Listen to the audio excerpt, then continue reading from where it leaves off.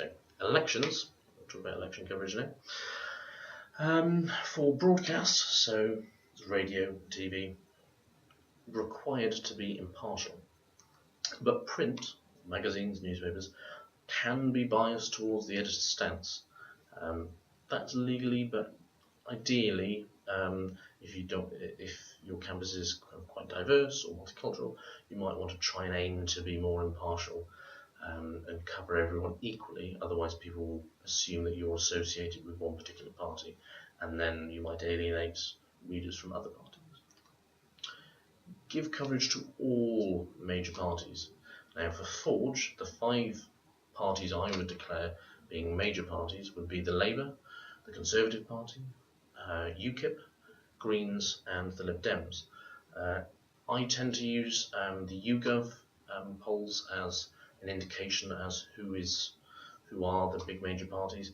UKIP are now a big major party, even if I know there's an ongoing dispute at the moment about whether the Greens and the Lib Dems are major parties. UKIP is considered a major party, and for all intents and purposes, in Forge will be given the same platform, and ideally, because they're a major party, they should be given equal coverage.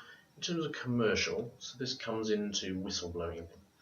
Whistleblowers and breach of confidence. So breach of confidence is where people know information through their job and they're breaking their contract to tell you it. So, for example, if somebody works for your union and then they find out information by working for the union and tell you, they may be breaching their contract, or in this case called breach of confidence. And the same with whistleblowers, it should be handled very carefully.